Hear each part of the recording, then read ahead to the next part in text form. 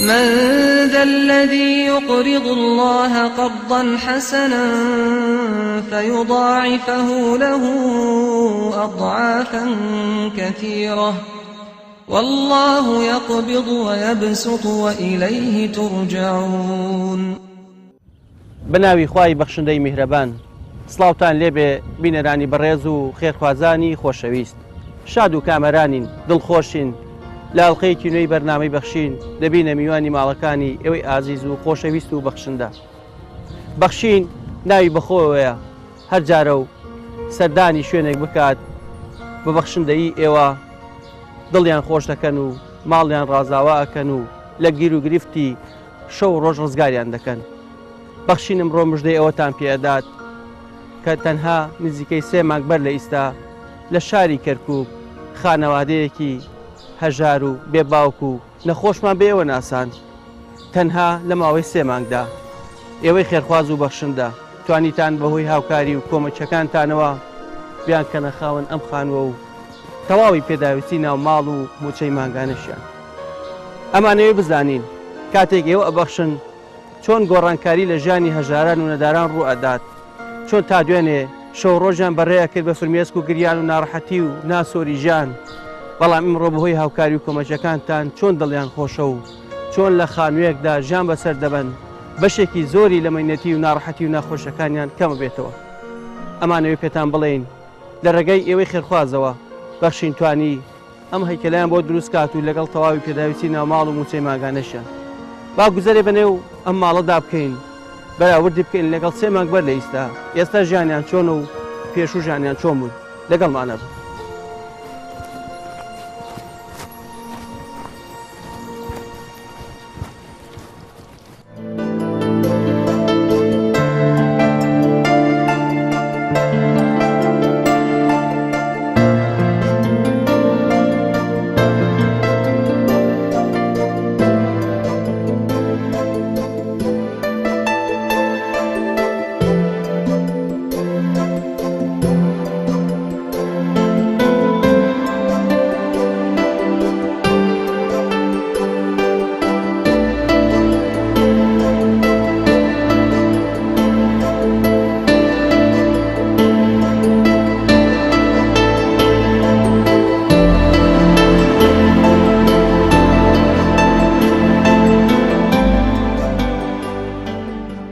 کاکە من ماڵم لە کەرکووکە، خۆم سەرپەرشتیاریانم، بەخوا پێنج سەر خێزانین، بە قورئان بە خێوکەرێکم نییە خواوە چیلە، وڵاهی ئیختیدا دکتۆرم نییە بە قورئان، وڵاهی ئەوە 37 ساڵە بەو خوایەوە تەمەنی 37 ساڵە ئێستا خۆم تەراشێکەم ئەیکەمە حەمامەوە، بەخوا ئەوە شەشۆم بەخوا بە قورئان ئەمەش کە ڕوولاڕە شەلەردەماخە، ئەوە فکری نییە، ئەوە بەرێدان ئەو هاشتێتیان کلیاندا جۆیەکی لە کەڵ کەوتووە، بەخوا بەو زنجیرە نەبێ لە ماڵەوە بەند نابێت شەو خۆتەزانی ناو کەرکووک ترسە مەترسیە ناتوانی، بە قورئان ئەوەی خەڵک نەماندا تێنیمانە. من لە پێشانە لە ژوورێ کچکەوت تەسک بە چوار نەخۆشەوە خۆشم هەر نەخۆشم ئەینەنۆک ئەوان تەقریب 5 نەخۆش لە ژوورێ بچووکا بووین، هیچ ژیانێکمان نەبوو، هیچ جەمێک خواردنێ پوختە شتێوام نەبوو، بیان بەم بۆ دکتۆرێ شوێنێ زۆر ژیانمان ناخۆش بوو. ئێستا لە خوا و پێغەمبەر بە زیاد بێ لە دەست خوای گەورە و خێرخوازان بە زیاد بێ، زۆر شکر حاڵم باشە و ئەلحەملا خۆشم هاتۆتەوە خۆم لە خوا بە زیاد بێ، شکر باشم، مناڵەکانم ئێستا پاکن و پوختەن و بردیانمە بۆ دکتۆر و هەر لە سای خوای گەورە و ئەوانەوە بردیانمە بۆ دکتۆر، ئێستا لە خوا بە زیاد بێ، وەزەم باشە و شوێنەکەم خۆشە و بەدڵ خۆمە لە خوا بە زیاد بێ و مناڵەکانشم هەر دەریان پێ خۆشە لە خوا بە زیاد بێ، لە دەست خێرخوازان و خوای گەورە بە زیاد بێ خوایە، هەر مەمنونیانم یا ڕەبی خوایە نمونەیان گەلێ زۆرکەی، خوایە ئەوەی لە 250 هەتا هەرچەندێ بۆ منی هاوردووە و هەنگاوێکی هاویشتۆ بۆ لای من، خوای گەورە بە بەحەشتی شادکە لە هەموو بەڵام سیبەتێ بیپارێزێ، بەو دوعانە بێ خوای گەورە من بۆیانەکەم، زۆر مەمنون خوای گەورەم و مەمنون خێرخوازانم کە هاوڕیان لە مندایەوە و مناڵەکانم برد بۆ دکتۆر کە بۆ خۆم یعنی ئێستا لە خوا بە زیاد بێ شوێنەکەم زۆر باشە و ماریان بۆم کردووە و سەراجیان بۆم کردووە هەموو اتفاقیان بۆم کردووە خوای گەورە لێ دەستیان بە زیادی کە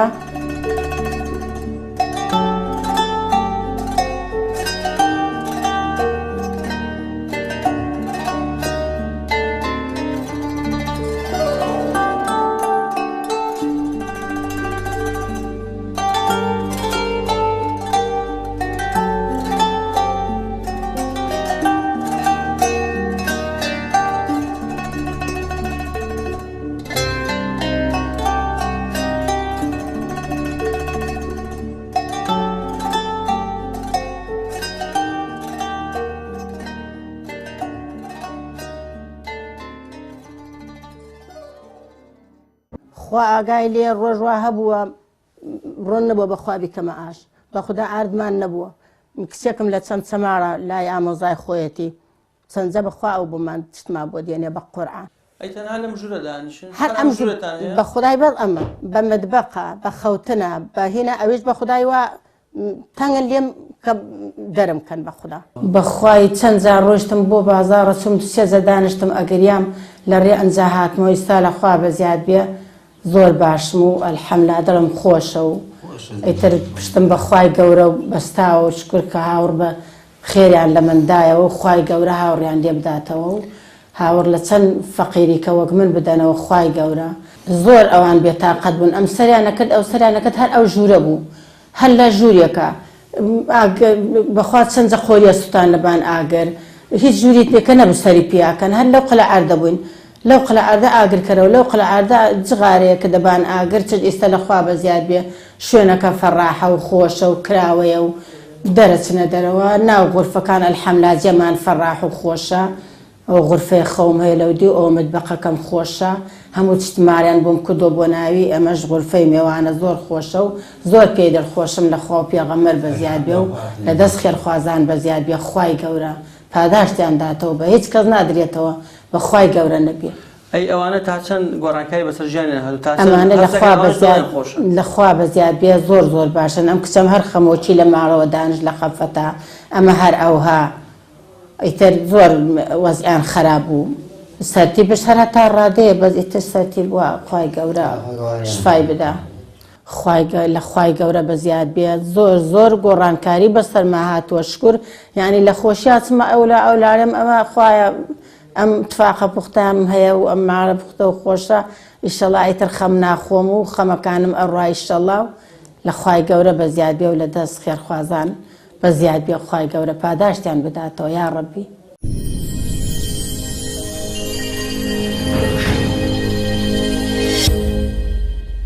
باوکم نەماوە کەس نییە بە خێومانکە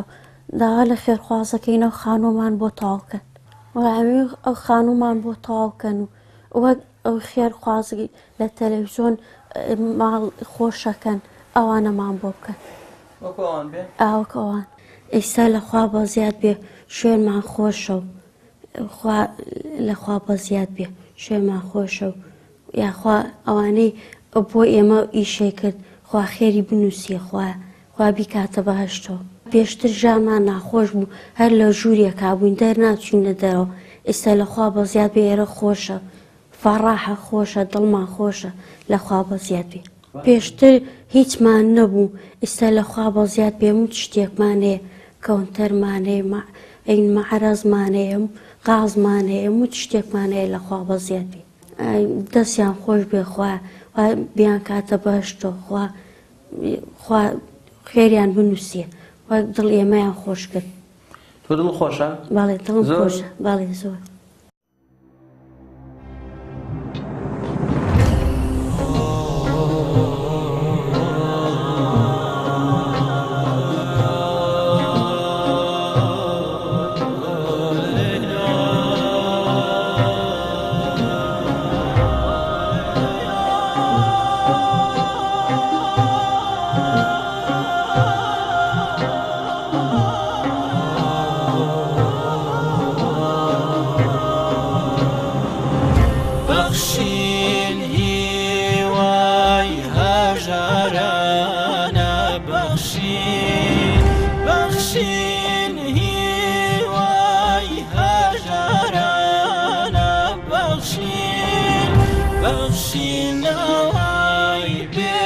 بێکەسانە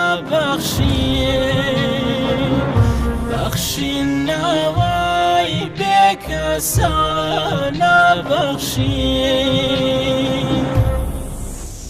بەخشین نەوەی بێکەسان. وڵی ئەوە نەشی هەمە هین خەڵکە بە قورئان وڵی ئەوانە ئەمانە خۆ ئاگای لێ شتێکی هین خۆم نیە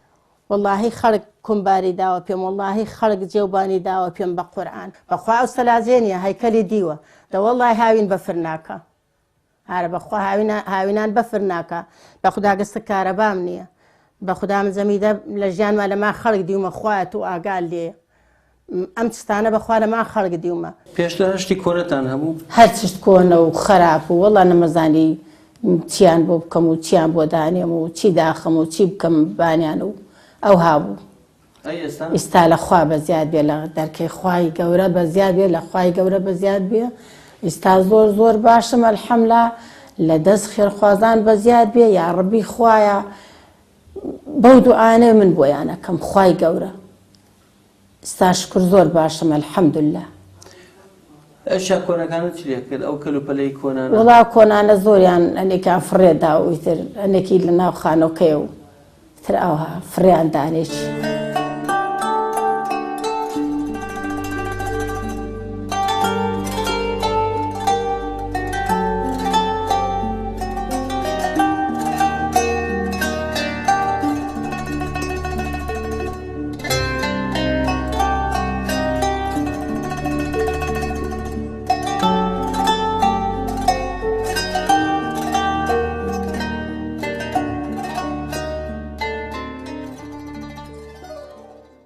واللهی گەلێ گەلێ مەمنونم لە قاپی خوا و لە خێرخوازان لەم تاقە غورفێ نەجاتم بدەن و ئەوم بۆ بکەن 2 ساڵە ئەو هەیکەلە بەخوا بەدەستمەوە نەکەس بۆم ناکرێ و هیچم نییە خۆم بەخوا هەر چاوەڕێی خێرخوازمە لە ڕای خوام و پێغەمبەر ئەو هینەم بۆ بکەن ئەم مناڵانەی تیا ستر بکەم و یعنی ئێستا لەخوا بە زیاد بێ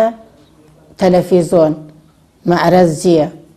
کەوەنتەر سەلاجە تەباخ ئاش ترمز ئاو خواردن یعنی لەخوا بە زیاد بێ ئەوەی بەمار پێویست بێ بۆمیان کردووە فەرش و ڕاخار بۆ هەموو غورفەکان بۆ هەیوانەکە بۆ ئەو غورفەی خەوەکە بۆ ئەمە ئەم قالیان ئەمووی تازێ ئەمە ئەوان کردویانە گشتی ئێتر دوێنێ بردومانیانە بۆ بازار تەقریب بۆ ئەوە 2 دەست جل بۆ ئەمانە گشتی سەر 2 دەست بۆ خۆم ئەم جلانە ئیتر لەگەڵ ئافرەتێ بە ڕێزا ڕۆیشتین هەموو کاگاراس هینی کرد مویان بێکە ڕۆیشتین بە تەکسی جلمان کردو و لە دەستیان بە زیاد بێ و خێرخوازان ماری ئاوا بێ و لە دەستیان بە زیاد بێ و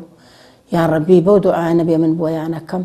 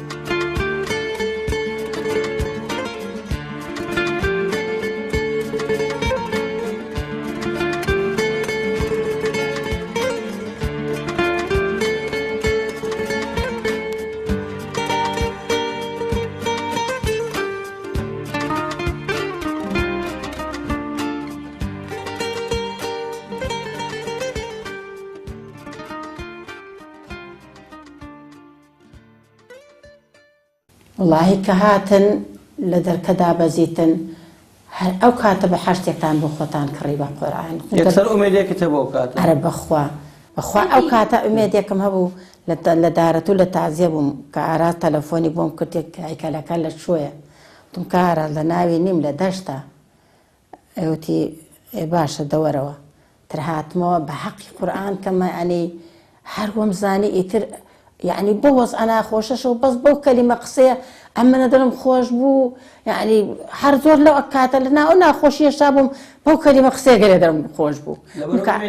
لەبەر ئەوە وتم کە ئارا تەلەفۆنی بۆم کردووە بەخواست شتێکم هەر بۆکەن ئیشەڵا ماڵ پوختە و ئیتر مناڵەکان باشن و ئەلحەمدولیلا خوای گەورە ئێستا پێ ئەکەین نەجاتی گیری ئارە وەڵا جانی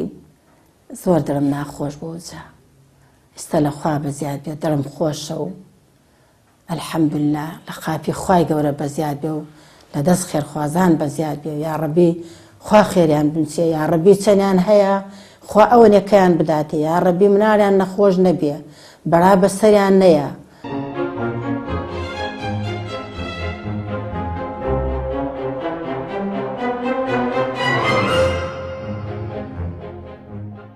بسم الله الرحمن الرحيم الحمد لله رب العالمين والصلاة والسلام على أشرف المرسلين سيدنا ونبينا محمد وعلى آله وصحبه أجمعين. بنراني برز خوشويس جارك تريج هاتنا وسر سفر وخواني برلا كرم وبخشش خواي پروردگار پاشان سفر وخواني برلا كرم وبخشش وهمتي ايوي برز مال وخزان وخانواديك محتاج نيازمند بون بيارمتي ايما و بهمو لایەکمان بتوانین کە ئینشاءڵڵا هەندێک لەو میحنەت و ناڕەحەتی و نەهامەتیانی ژیانیان سەرشانیان سوو بکەین. ئەم ماڵە بەڕێزەکە ئەم دایکە بەڕێزێکە ئێستا دانیشتووە هەم دایکە بۆ ئەم منداڵانە هەم باوکە بۆ ئەم منداڵانە هەم سەرپەرشتیاری ئەم منداڵانێ. لەو دایکە زیاتر ئەو منداڵانە کەس شکنابن کە چوار منداڵی نەخۆشن با هەر ئەوەندە بڵێم و بەس کە خۆتان دیوتانە وەزعەکەتان ئەیبینن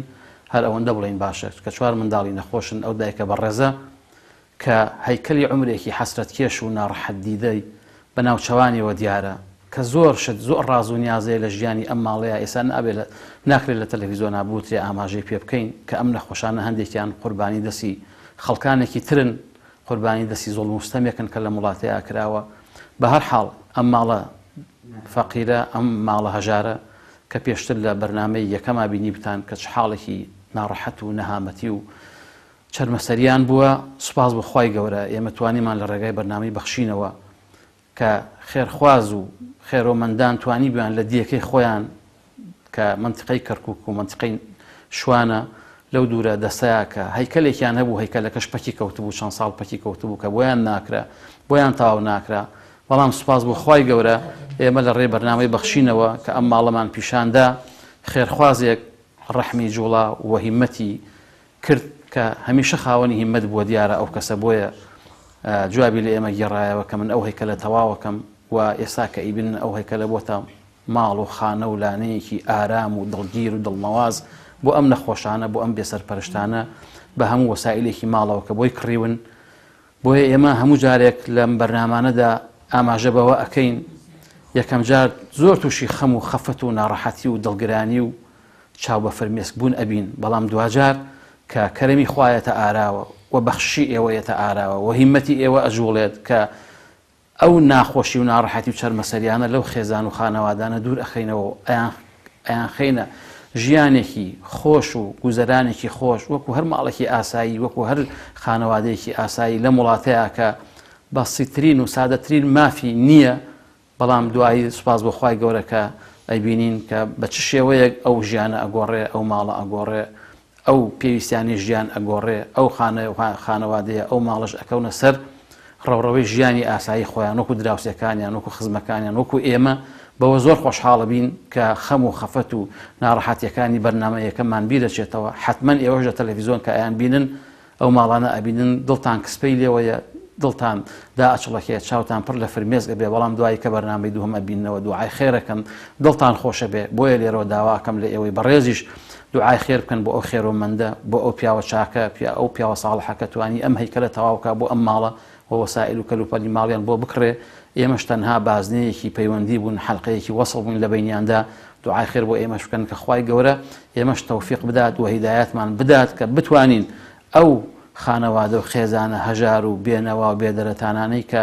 لە کوردستانە هەن دەستمان پیان ناگا بە هەمووی ڕناگەین بە هەمووی نازانین ئاوا لە شوێنێکە لە کونچ و خوشببینێکە بیان دۆزینەوە کە بتوانین ئینشاءڵڵا ژیانێکی سادە و ژیانێکی خۆش و خانە و لانەیەکی پاکوتەمیزیان بۆ ئامادە بکەین. لە ڕێگای ئێوەوە هەمیشە دوعای خێرتان بۆ بکەین هەمیشە لە خوای گەورە ئەپاڕینەوە بۆ دەوڵەمەندان بۆ خێرۆمەندان بۆ خێرخوازانی ئەم وڵاتە بە تێکڕا چونکە هیوا هەیە توانێت 10,000 دینار بێنێ بۆ ماڵی هیواکە لە بەرنامای پیشانی دەین. هیواژەیە توانێت هیکەلەکەی بۆ تاوکە هەردووکیان هەر ئەهلی خێرن. ئێمە دوعای خێرمان بۆ هەردوو لایەن هەیە دوعای خێرمان بۆیان هەیە خوای پەروەردگار بۆ خاتری ناوە جوانەکانی خۆی ئەو خێرۆمەندەی ئەم خانووی بۆ تەواوکردن ئەو خێرۆمەندانی کە یارمەتی تریان بۆ ناردون بۆ هەر ماڵێک بۆ هەر بەرنامەیەک بۆ هەر پرۆژەیەک داواکەین لە خوای پەروەردگار یەکەم بەرەکەت بخاتە دین و ئیمانیانەوە چونکە ئەوە گەورەترین سەرۆت و سامانیانە لە قیامەتا کە لە لای خوای گەورە و لە بەردەم دادگای خوای گەورە پێی ڕووسور و سەربەرزە بن لە دوای بەرەکەت بۆ دین و ئیمانیان داواکەین خوای پەروەردگار بەرەکەت بخاتە عەمریانەوە بەرەکەت بخاتە ناو ماڵ و مناڵیانەوە لەشیان ساغ بێ ماڵ و مناڵیان لەشیان ساغ بێ بۆ خۆیان لەشیان ساغ بێ و پاشان پەروەردگار بەرەکەت بخاتە ناو سەرۆت و سامان و پارەیانەوە کە ئینشاءڵڵا بە حەڵاڵی پەیاکەن و بە حەڵاڵی سەرفی بکەن و لە ڕێی خوایە سەرفی بکەن لە ڕێی ماڵێکی ئاوادا سەرفی بکەن کە ئێمە ئێستا ئەمڕۆدانیشین زۆر بە خۆشحاڵیەوە زۆر بە ڕووی خۆشەوە کە ئەم ماڵە ئەبینین ئەم نەخۆشانە ئەبینین کە وەزعێکی تریان هەیە ئارامیەکی تریان هەیە ژیانێکی سادە و ژیانێکی گرێوگۆڵیان هەیە خوای پەروەردگار هەچ خێزان و خانەوادەیەک لەم کوردستانە و لەم هەوار و هەرێمە ئێمەدا هەیە لێقەوما و نەدار و نەبوو هەژارە خوای پەروەردگارۆکو ئەم ماڵە دڵی خێرۆمەندانیان بۆ واڵا بکاتەوە و دڵی خێرۆمەندانیان بۆ بجۆشێنێت کەوا بێن بەهانایانەوە کە لە ڕێگەی ئەم بەرنمەیەوە سوپاس بۆ خوای گەورە بتوانین ئێمە لایەک لەو هەژارانە بکەینەوە ئەو دەوڵەمەند و خێرەمەندانەش دەڕێی ئێمەوە کە ئەم بەرنامانە پیشانەیەن ئێمە ئەدۆزنەوە پەیوەندی بە ئێمەوەکەن ئێمە سوپاسیانەکەین دووبارە دوعای خێران بۆکەین دوعای خێر بۆ هەموو لایەکەکەین خوای پەروەردگار بەرەکەت بخاتە ژیان و عەمر و تەمەن و ماڵ و سەرۆت و سامانی هەموو لایەکمانەوە ئامین والحەمد لله رب العالمین.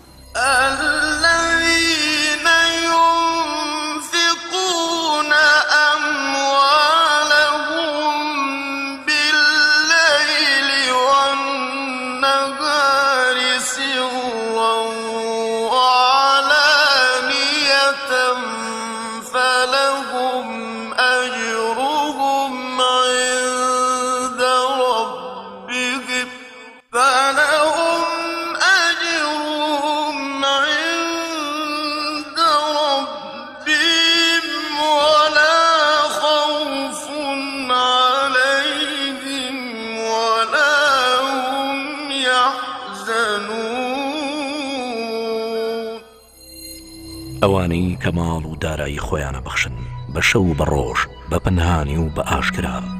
ئەوانە هەر پاداشتیان لای پەروەردگاریانە و هیچ ترسێکیان نییە لە داهاتوودا و ئەوانە خەفەتبار نابن بۆ ڕابردوو. بینەرانی خۆشەویست خێرخوازانی لە دڵاشرینی شار و شارچکەکانی کوردستان دیاری ئێمە وەکو نووسینگەی کەرکووکی بەرنامەی بەخشین ئەم ماڵی کە ئێستا دەیبینین ئەم هەیکەلەمان بۆیان تەواو کردووە کافیە نەسرەدین دیارە خەڵکێکێکە لە دیەکانی دەوروبەری کەرکووک پاش بینینیان کە لە ژیانێکی زۆر ناڕەحەتا ژیان و بەڵام پاش پڕکردنەوەی فۆرم لە بەرنامەی بەخشین لای خۆمان و بینینی فۆرمی ئەم ماڵە لە لای لژنەی باڵای بەرنامەی بەخشینەوە کە بڕیاریاندا کە بەرنمەیەکی تایبەتیان بۆ بکەین بۆ ئەوەی بتوانین ئەو هەیکەلەی کە هەیەە لە لادیەکەی خۆیانە بۆیان تەواو بکەین و ژیانێکی ئاسایی وەکو خەڵکی ئاسایی بەسەر بەرن. لە پاش دەرخستنی ئەم ماڵە لە بەرنامەی بەخشینەوە خێرخوازان خوای گەورە پاداشتیان دادەوە خێرخوازێکی زۆر پەیوەندیان پێمانەوە کرد بۆ ئەوەی کێمە بتوانین ئەم بینایان بۆ تەواو بکەین و بێنە ناو بیناکە و ژیانێکی ئاسایی بەسەر بەرن. دیارە لە ناو ئەو خێرخوازانە خێرخوازێک بە تایبەتی کولفەی ئەم بینایە و مەسروفاتی ئەم بینایی گردە ئەستۆی خۆی بۆ تەواوکردنی و ئەبینن ئێمە کاتێک کە هاتینە سەر بینایە بەس هەیکەلێک بوو تەنانەت دیواری هەوشەکانیشی بۆ نەکرابوو. دیارە ئێمە کە هاتینە سەر بیناکە و پاش دەرخستنی لە بەرنامەی بەخشین و سەردانی ئەو خێرخوازە بۆ سەر بیناکە هەستین بە تەواوکردنی ئەم بینایە بۆی و دیوارمان کرد و لە بغ و سپیکاری و ئیشی کاشی ئەوەی کە کاملە و پێویستە بۆ ئەم خانووە بۆ ئەم بینایە دیارە لە ڕێگە ئەو خێرخوازە بەڕێزەوە بۆی دابین کراوە خوای گەورە پاداشی خێری داتەوە. دیارە ئێمە خێرخوازێکی زۆر هاوکارمان بوون لە کرێکار لە وەستای دیوار لە وەستای کارەبا پێم پێیان خۆش نییە ناوەکانە بێنم لەلا ئەنا یەک ناوەکان ئەمێنە چی لە کرێکار چی لە وەستای کارەبا چی لە وەستای دیوار ئەمانە زۆر هاوکارمان بوون خوای گەورە پاداشی خێران داتەوە خوای گەورە موفەقیان بکە یا ڕەبی. ئەوانش کە ئەگەر بە پارەیەکیان بە دوعایەکی خێر پاڵپشت بوونە بۆ ئێمە لێرە سوپاسیانەکەین خوای گەورە پاداشی خێریان بداتەوە. دیارە ئێمە وەکو نووسینگەی کەرکووک لە بەرنامەی بەخشین لە پرۆژەکانی بەرنامەی بەخشین ئەمە سێم خانووە کە ئێمە لە سنووری نووسنگەی کەرکووکە بۆ خەڵکی هەژار و نەدار دروستمان کردووە. سوپاس بۆ خوای گەورە ئێمە لە ماوەی سێمان کەمتر توانیمان ئەم بینایە لە هەیکەلەوە بیکەین ئەو بینایە کە ئێساکە بەڕێسانی بین. ئەلحەمدولیلا زۆر دڵمان خۆش بووە کە بینیمان ئەو ماڵەی کە پێشتر لە وەزێکی زۆر ناڕەحەتیا بوون ئەلحەمدولیلا ئێستاکە ژیانێکی ئاساییانەیە وەکو خەڵکی ئاسایی ئەژێن. خانووکیان بۆ تەواو کراوە لە کەلوپەلی ناوماڵ ئەلحەمدولیلا هەموو پێداویستەکانەوەی پێویستی ناوماڵ بێت سوپاس بۆ خوای گەورە بۆیان دابین کراوە. دیارە هەر لە لای دوو خێرخوازیشەوە خوای گەورە پاداشیان دەدەن بوچەی مانگانیان بۆ بڕاوەتەوەی 600,000 و لە لای مسلمانی کێشەوە مانگانە دوو وەرەقە بۆ ماوەی دەمانگ بەردەوامە بێ ئینشاءالله. خوای گەورە سەربەرزی دنیا و قیامەتیان بکا کە ئەوان پاڵپشت بوون بۆ ئێمە بەڕاستی پشتی گەورە بەر ئەو خێرخوازە بەڕێزانە ئەکەوێکە ئەوان توانیانە ببنە پاڵپشتێک بۆ بەرنامەی بەخشین. بەرنامەی بەخشینیش بۆی ئەم هاوکاریە کە ئاگات دەست ئێمە بە دەستێکی ئەمانەتەوە بیگەینە دەست ئەو کەسانی کە پێداویستی تایبەتیان هەیە نەخۆشییان هەیە یان خانوویان نییە بۆی خانوویان بۆ بکەین و لە ناڕەحەتی و نەهامەتی نەجاتیان بدەین.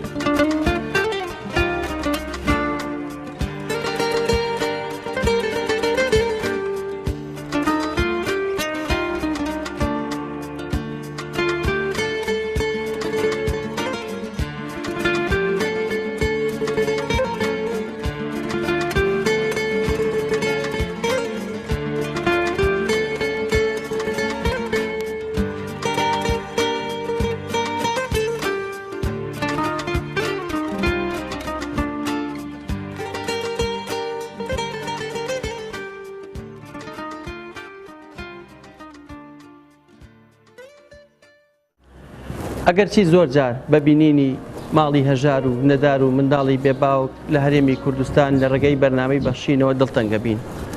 بەڵام دوای تەنها چەند مانگێک بەوەی هاوکاری و کۆمەچی و دەستگیرۆیەکانی ئێوەی ئازیز و خۆشەویست لە سەرجەم شار و شارچکەکانی هەرێمی کوردستان کە هاوکاری ئەنێرن بۆ لیژنەی بەرنامەی بەخشین بەم چەشنە دڵمان خۆشە بێ و ناڕەحەتی و ناسۆری چەندین ساڵیان لە کۆڵ دەکەینەوە. چوار نەخۆش تەنها لە ژوورێکدا ژیانیان بەسەر دەبرد، بەڵام بەهۆی هاوکاری و کۆمەچەکانی ئێوەوە بەهۆی هاوکاری یەکێک لە خێرخوازەکانەوە توانیم هەیکەلایان بۆ تەواوکە و دواتر تەواوی پێداویستی ناوماڵمان بۆیان کڕی و تەواوی کەلوپەلی کۆنەکانی ماڵمان لە کۆڵ کردنەوە. لەگەڵ ئەوەشا خەم و خەفەتی چەندین ساڵیان لە کۆڵ بوویەوە و ئێستا ژیانێکی خۆشگوزەران بەسەر دەبن، ژیانێک پڕ لەمانە، ژیانێک پڕ لە پێکەنین، دوور لە گریان و ناڕەحەتی و ناخۆشەکانی دوێنیان. بۆی پێتان ئەڵێن دەستان خۆش بێ، خی پەروەردگار پاداشتی خێرتان بداتەوە کە بەم چەشنە دڵی هەژار و نەدار و منداڵی بێباو خۆش دەکەن. دڵنیا بن هەر کات ئەبەخشن بیر لۆ بکەنەوە ماڵێکی ئاوا خانەوادەیەکی هەژار دڵخۆش دەکەن و ئاسوودەیان دەکەن. تا بەرنامێکی پێتان شاد دەبینەوە بە خی پەروەردگارتان ئەسپێرین، هەر شاد و کامەران بن، خواتان لەگەڵ.